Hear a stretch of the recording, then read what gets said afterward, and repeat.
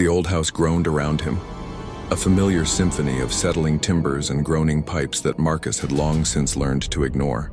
He sat in the dim glow of the living room lamp, the only light pushing back against the inky blackness pressing in from the windows. Outside, the wind howled a mournful tune, rattling the window panes like a restless spirit.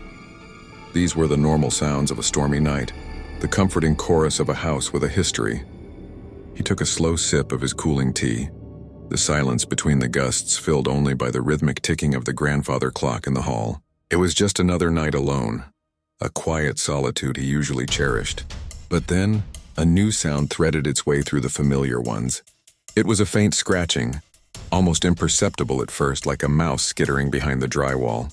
Marcus paused, his cup hovering midway to his lips, and strained his ears. The sound came again, louder this time, more insistent. It wasn't the frantic scrabbling of a rodent. This was a slow, deliberate scrape, a rhythmic shh that seemed to be moving within the walls themselves. It started near the fireplace, then crawled its way along the wall toward the hallway, the sound growing in volume with each passing foot. His heart began to pound a frantic rhythm against his ribs, a drumbeat of rising dread that drowned out the ticking clock. He tried to reason with himself. It was just the wind, old wires, the house playing tricks on a tired mind. But the sound was too distinct, too methodical to be dismissed so easily. The scratching stopped abruptly, plunging the room into a deafening silence that was somehow more terrifying than the noise it replaced. He held his breath, every muscle in his body coiled tight, his eyes wide and fixed on the dark archway leading to the hall. The air grew heavy, thick with an unseen presence that made the fine hairs on his arms stand on end.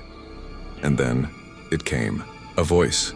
A whisper so clear and cold it seemed to slice right through the silence and into his very soul. It was devoid of warmth, of life. A dry, sibilant hiss that coiled in the air right beside his ear. It spoke a single word, a name he had not heard uttered in that house for years. Marcus.